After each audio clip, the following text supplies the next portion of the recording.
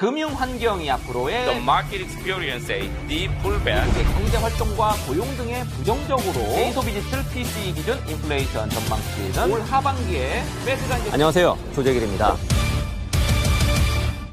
안녕하세요. 정인설의 워싱턴 나우입니다. 요즘 미국의 학교를 가보면 그야말로 아수라장입니다. 특히 등하굣길이 그런데요. 스쿨버스 그리고 학생들을 데리러 온 학부모 자가용으로 뒤엉켜서 그야말로 교통 지옥입니다. 등하교 시간에 학교 주변을 피하라, 도로를 피하라는 거의 미국에서 꼭 지켜야 되는 본문율이 되고 있습니다. 스쿨버스가 줄어들고 자녀들을 직접 데려다주는 학부모 자가용들이 급증해서 일어난 일인데요. 이 때문에 학생들과 학부모들의 불만은 날로 커져가고 있습니다. 이런 미국 학생들의 등하굣길, 교통지옥이 돼가고 있는 등하굣길이 미국의 노동시장과 관련이 깊습니다. 여전히 노동시장은 활활 타오르고 있고 연착륙은 가능하다라는 사실을 보여준 9월의 고용보고서, 지난주 금요일에 나왔죠. 이게 미국 학교의 현 주소에도 고스란히 드러나고 있습니다. 이 뜨거운 고용보고서의 이면을 중심으로 이번 주 주요 이슈와 일정을 살펴보겠습니다. We are hiring, 이거 미국에서 여전히 가장 많이 볼 수 있는 편말이고 현수막입니다. 식당뿐만 아니라 학교, 공공기관, 기업 다 이렇게 있습니다. 조금은 완화가 됐지만 여전히 그렇다라는 거죠. 학교도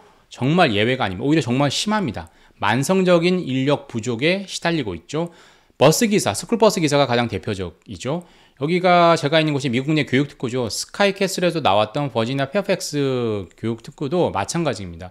팬데믹 이전에 비해서 스쿨버스 기사가 확 줄었습니다. 365일 내내 기사 모집 공고를 내고 있지만 늘 수요초가 공급 부족입니다. 기사에 대한 수당, 복지 다 늘려보지만 한계가 있습니다. 왜냐?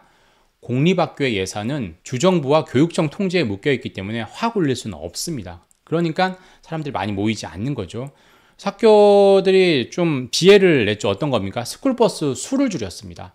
일반 시내버스처럼 버스 노선을 감축하거나 아예 없앨 수는 없겠죠. 왜냐? 학생들을 실어 날라야 되잖아요. 결과적으로 버스, 스쿨버스 한 대당 운행거리를 늘리는 고육지책을 선택했습니다. 예전에 버스 2대가 다녀야 할 노선을 한 대가 감당한다라는 거죠. 버스기사가 일하는 시간은 늘었고 반대로 스쿨버스로 이용하는 학생들은 더 통학시간이 길어졌죠. 최대 2배로 늘어났습니다. 등굣길에 가장 먼저 타는 학생, 하굣길에 가장 늦게 내리는 학생들 같은 경우는 통학시간이 2배로 늘어난 거죠. 이렇게 차가 또 밀리니까 하교 시간이 특히 심한데요. 스쿨버스를 기다리는 시간이 확 늘어났습니다. 스쿨버스가 안 와요. 그러니까 상당수 학생들은 스쿨버스 대신에 엄마, 아빠한테 데려다 달라고, 라이딩 해달라고 얘기를 하고요. 오히려 그것도 안 되면 상당히 먼 거리임에도 불구하고 걸어 다닙니다. 거의 1시간 정도 걸어 다닙니다. 미국은 땅덩어리가 넓어서 통학거리가 1시간 정도 걸어야 되는 거의 부지기수거든요.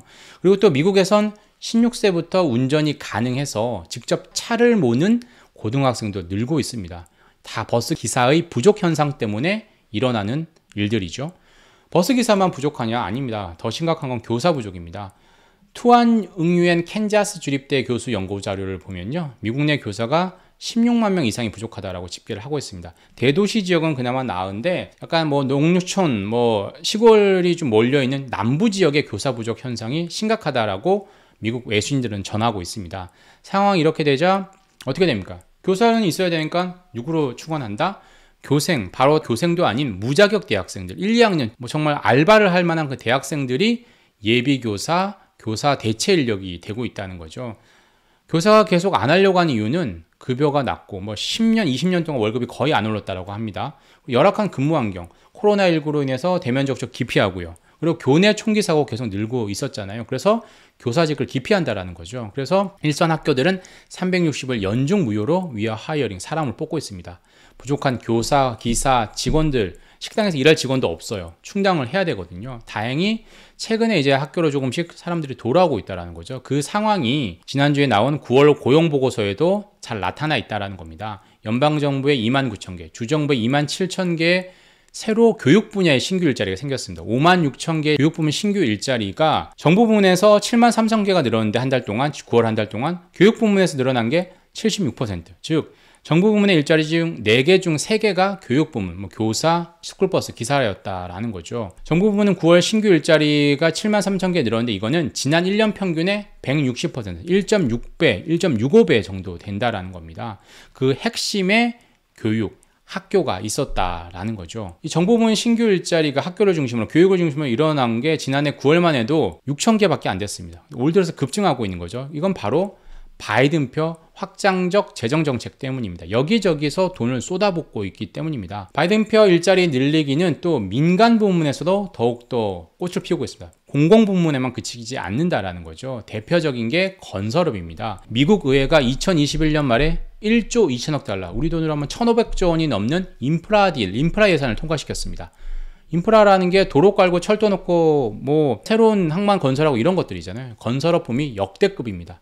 미국 전역에서 공사가 동시다발적으로 진행되고 있습니다. 고금리로 인해서 주택 구입 수요가 좀 꺾여서 주택 건설은 뭐 많이 늘지 않고 있지만 인프라 공사, 토목 공사는 계속해서 늘고 있습니다. 바이든 행정부의 반도체 지원법, 인플레이션 감축법, IRA가 있습니다. 그래서 이것도 미국 내 공장 건설도 역대급이라는 거죠. 인프라 도로도 많이 짓고 공장도 많이 짓고, 한국과 대만, 일본 기업들이 지금 미국 전역에서 공장 짓느라고 난리잖아요. 배터리, 반도체 공장들이요. 건설업 인력은 늘 부족합니다. 월스트리트저널 자료를 보면 미국 내 건설업 근로자 수가 지난달에 800만 명이 넘었습니다. 한 달 전보다 11,000명, 1년 전보다 21만 7천 명이 증가했는데요. 월스트리트저널은 건설업 종사 미국인 수가 역대급이다. 지금보다 많았던 적은 없다라고 전하고 있습니다. 건설업은 여러분 특성 아시잖아요. 주변에 일자리가 늘어날 수밖에 없잖아요. 왜냐? 이런 일자리 파급 효과가 일어나는 이유는 인력이 늘어나니까 주변에 인프라들이 있어야 되잖아요. 식당도 있어야 되고 호텔도 있어야 되고 다른 위락시설도 있어야 됩니다. 그런 시설이 부족하면 새로 건설됩니다. 서비스업 일자리가 주변에 늘어날 수밖에 없는 거죠. 실제 9월 고용보고서를 보면 대면 산업 일자리가 급증했습니다. 레저 같은 접객업에 96,000개 생겼고요. 1년 평균에 거의 뭐 50% 이상 더 늘었죠. 식당과 바 같은 요식업에서도 6만 1,000개 늘었습니다. 팬데믹 이전 수준을 회복했다라고 하고요. 병원 등 헬스케어 일자리도 4만 1,000개 많아졌습니다. 이 바이든표 정책이 공공부문 그리고 민간 부문에서 계속해서 일자리 수요, 일자리 부족 현상을 계속해서 부추기고 있다라는 방증이 되겠죠. 바꿔 얘기하면 바이든 행정부가 확장 재정을 지속하는 한 미국 내 일자리는 늘고 노동시장은 계속 강력할 수밖에 없다라는 사실을 보여준다라는 거죠. 이 바이든 표의 확장적, 정말 이 백악관 앞에 정원은 넓죠. 확장적 재정정책과 긴축적 통화정책은 이론적으로는 모순됩니다. 어울리지 않습니다. 하지만 미국 내 현실에서는 존재한다라는 거죠. 연준 미국 중앙은행 페드는 금리를 올리면서 시중에 돈을 흡수하고 있지만 바이든 행정부는 국채를 발행해서 끌어모은 돈을 시중에 뿌리고 있습니다. 페드의 긴축 정책으로 인해서 시중에 돈은 줄어드는데 미국 재무부가 발행하는 국채 발행량은 늘어나고 있습니다. 사줄 돈은 없는데 공급, 채권 물량이 늘어나니까 미국 국채 금리가 올라갈 수밖에 없는 거죠. 최근에 지난달 FOMC 이후에 고금리 장기화라는 이 말이 화두가 핵심이 됐죠. 이 내러티브에서 미국 국채 금리를 비롯해서 시중 금리가 급등한 배경입니다. 그러니까 이 채권 금리만 놓고 보자면, 국채 금리만 놓고 보자면 이 모순적인 확장적 재정 정책과 긴축적 통화 정책의 이 조합이 오히려 시너지를 내면서 금리를 더 끌어올리고 있는 형국인 거죠. 여기에 백악관과 페드는 한 목소리로 경기 연착륙을 할 수 있다라고 외치고 있습니다. 고금리를 유지해도 미국은 경기 침체를 겪지 않을 것이다라는 주장이 일부 통하고 있는 거죠. 이런 상황에서 미국 의회가 변수로 떠올랐습니다. 셧다운이 핵심 화두였는데요. 이런 상황에서 갑자기 하원 의장 해임이 더 큰 화두가 되어버렸습니다. 234년 미국 의회 역사상 처음 있는 일이었죠. 케빈 메카시 전 하원 의장이 드디어 해임이 됐습니다. 하원 다수당인 공화당이 지금 심각한 내분을 겪고 있는데요. 이 후임자를 쉽게 뽑을 수 있을까요? 과반의 찬성표를 얻을 수 있는 새로운 하원 의장을 선출할 수 있을까요? 오는 11일, 미국 현지 시간으로 11일이고 한국 시간으로는 10일 목요일인데 그 결과가 나옵니다. 일단 트럼프 전 대통령은 짐 조던 하원 법사위원장을 지지했습니다. 왜 법사위원장을 지지했을까요? 본인의 재판을 잘 봐달라는 거겠죠. 이 조던 위원장은 또 트럼프와 친트럼프 행보를 겪겠죠. 상부상조하는 거죠. 트럼프가 지지하는 후보가 공화당 강경파의 찬성은 얻을 텐데요. 공화당의 그래도 핵심 주류는 해임된 메카시 전 의장 같은 중도파 의원들이거든요. 이 의원들의 중도파 의원들의 찬성 동조를 이끌어낼 수 있을까요? 하원 의장이 되려면 하원 전체가 435명인데 이 중에 2명이 공석, 433명의 과반이 217명의 찬성을 얻어내야 하는데요. 물론 또 이번 하원 의장 해임 때처럼 불참하는 사람도 있겠죠. 아무튼 그래도 과반의 찬성을 얻을 수 있을까요? 물론 메카시 전 의장의 해임 때처럼 비슷한 일이 일어나지 말란 법은 없습니다. 당시 적과의 동침이 있었잖아요. 민주당과 공화당 강경파, 극과 극의 야합이 일어났습니다. 그래서 힘을 합쳐가지고 216표를 얻어서 메카시 전 의장이 물러났죠. 그런데 그런 적과의 동침 가능성은 현재로서는 다시 일어날 가능성은 희박하다라는 게 대체적인 관측입니다. 하원 의장이 새로 안 뽑혀지면 이 임시 하원 의장 체제가 길어지겠죠. 임시 의장입니다. 패트릭 맥하이 이 임시 의장이 이 체제에서는 예산을 순조롭게 통과시킬 수 있을까요? 지난달 말 의회를 통과했던 게 45일짜리 임시 예산안입니다. 이게 11월 17일에 시한이 끝납니다. 그때까지 내년 본 예산을 통과시켜야 됩니다. 안 그러면 또 셧다운인 거죠. 근데 임시의장 체제에서 여야 간 본협상이 순탄하게 이루어질 수 있을까요? 근데 그렇다고 11월 17일 이후 일주일 후에는 미국의 추수감사절입니다. 11월 24일 그 연휴죠.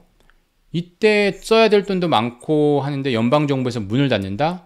각종 복지 예산, 보조금 집행을 멈춘다?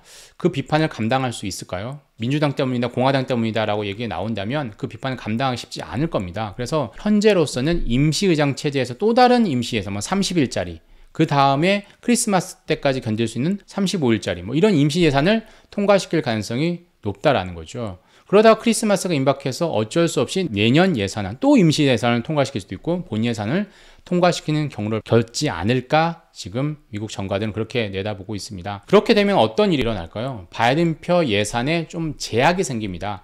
바이든표 예산은 확장 예산이잖아요. 계속 예산을 늘려야 됩니다. 근데 임시 예산은 이번 45일짜리 임시 예산도 그렇지만 전년도 수준 거의 동결입니다. 또 임시의장 체제에서 예산 간 빅딜 일이 일어나기 쉽지 않습니다. 물론 지금 민주당과 공화당이 첨예하게 대립하고 있는 게 뭐죠?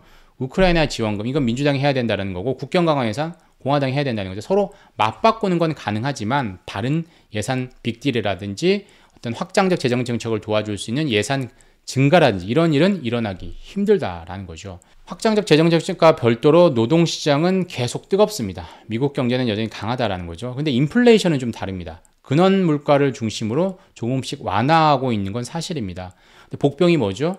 유가와 주거비입니다. 유가가 급등락을 하고 있고 주거비는 생각보다 안 떨어지고 있습니다.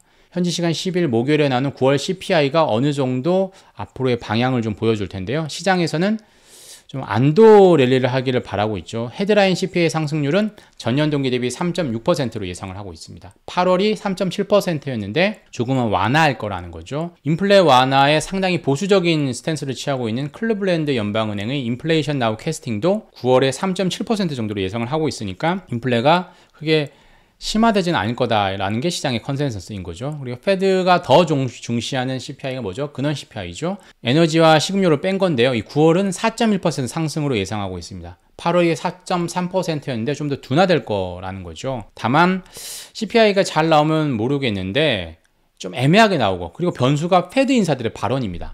CPI 발표 전 10일에 9월 FOMC, 지난달 FOMC 의사록이 나오는데요. 미처 공개되지 않은 매파적 발언들이 공개될 수 있고요. 또 이번 주에 수많은 패드 인사들이 공개 연설을 합니다. 이들은 대부분 갈 길이 멀다거나 우린 할 일을 할 거다라는 이야기를 할 가능성이 큽니다. 최근에 채권 금리가 급등했죠. 근데 이 부분에 대해서 패드 인사들이 어떤 입장을 취할까요? 금융시장의 상황이 좀 변했잖아요. 그래서 발언의 톤이 좀 바뀌었을지도 관심사가 되고 있습니다. 금융시장의 어떤 변동성, 위험성을 좀 보여주는 게 골드만삭스의 금융여건지수라는 게 있는데 이게 상당히 최근에 악화됐습니다. 왜냐하면 채권금리가 너무 올랐잖아요. 16년 만에, 17년 만에 최대치인데요. 이게 시중금리가 오르면 기준금리를 2번 올리는 효과가 최근에 있었다라는 주장이 나오고 있습니다. 게다가 계속해서 올랐던 유가가 최근에 좀 다시 좀 잠잠해지고 떨어지고 있죠. 이 때문에 기준금리 인상 필요성이 줄어든 거 아니냐, 올려도 11월이 아니라 12월 FOMC가 아니냐 이런 적합하다는 논지를 계속 펼치고 있죠. 이번에 9월 고용보고서가 나왔음에도 이런 얘기들이 계속 나오고 있는 거죠. 고용보고서가 또 다른 이면을 가지고 있다는 걸 제가 지금 계속해서 설명하고 있는 거죠. 공공부문에 착시가 있을 수 있으니까 그대로 보면 안 된다. 일자리는 신규 일자리는 늘었지만 그게 또 다음에 조정되면서 바뀔 수 있다라는 거고 임금은 생각보다 덜 올랐다라는 얘기들이 나오고 있는 거죠. 그래서 뉴욕 증시가 지난주 금요일에 조금은 상승을 했던 거죠. 이런 인플레가 있고요. 인플레와 금리가 있고 고용시장 외에 반도체 규제도 상당히 중요한 관전 포인트입니다. 지난해 10월에 미국의 대중국 반도체 장비 수출 규제가 있었죠. 이게 1년이 돼서 업데이트를 합니다. 그게 정확하게 미국 시간으로 10월 11일인데요. 그 전후로 이 업데이트되는 추가 규제가 나올 수 있다는 거죠. 한국에서는 기대를 하고 있습니다. 1년 규제 유예를 한 걸음 더 나아가서 VEU라고 검증된 최종 사용자, Verified End User 이 지위를 얻을 수 있을지가 관건입니다. 이 VEU를 받으면 사전에 승인된 기업에 한해서 지정된 품목 수출의 허가를 받게 됩니다. 일일이 허가를 안 받아도 되는 거죠. 그러면 삼성전자와 SK하이닉스가 이 VEU 지위를 받으면 중국 공장을 운영하는데 숨통이 트일 수 있는 거죠. 그러나 이건 어디까지나 이 VEU가 모든 품목을 다 수출할 수 있고 반입할 수 있는 건 아닙니다. 지정된 품목에 한해서다라는 거죠. 이 지정된 품목에 이 첨단 반도체 핵심적인 장비는 빠져 있습니다. 여러분 많이 들어보셨겠지만 미세 공정의 핵심인 EUV, 극자외선 노광 장비는 수출할 수 없습니다. 중국에 반입하는 건 이제 여전히 불가능합니다. 이 때문에 어떤 규제 완화가 있다 하더라도 중국에 대규모 투자를 한다는 건 현 상황에서는 이 수출 규제가 풀리지 않는 한, 없어지지 않는 한 불가능하다라는 거죠. 그래서 한국과 대만은 어떤 규제가 완화된다 하더라도 중국 반도체 공장의 대규모 투자보다는 현상 유지, 기존 장비 보수, 아니면 기술 혁신을 통해서 생산성을 늘리는 정도의 그칠 공산이 크다라는 거죠. 전체적으로 보면 이번 주는 재정정책 측면에서 보자면 바이든표 확장 재정이 혼란스러운 의회 상황에서 어떤 영향을 받을지를 보는 게 첫 번째 관전 포인트가 될 것 같고요. 두 번째는 통화정책 측면에서 보자면 이 채권금리 급등, 고금리 장기화 전국 속에서 CPI가 어떻게 나오는지에 따라서 좀 시장 예상대로 나온다라고 하면 연착륙, 소프트 랜딩에 대한 기대를 키울 수가 있고요. 그렇지 않다라고 한다면 시장의 불안감을 더욱 키워서 금리를 더 올릴 수 있을 텐데요. 어떻게 흐를지를 보는 게 두 번째 관전 포인트가 될 것 같습니다. 제가 좀 시간이 되면 댓글도 좀 읽어드리고 하면 좋을 것 같은데 시간이 거의 이제 19분을 향해서 달려가고 있습니다. 좀 여러분들과 소통하는 차원에서 그런 말들을 좀 댓글도 읽어드리고 싶은데 한번 좀 생각을 어떻게 하는 게 좋은 방안인지 생각을 좀 해보려고 합니다. 저는 다음 주에 다시 찾아오겠습니다. 감사합니다.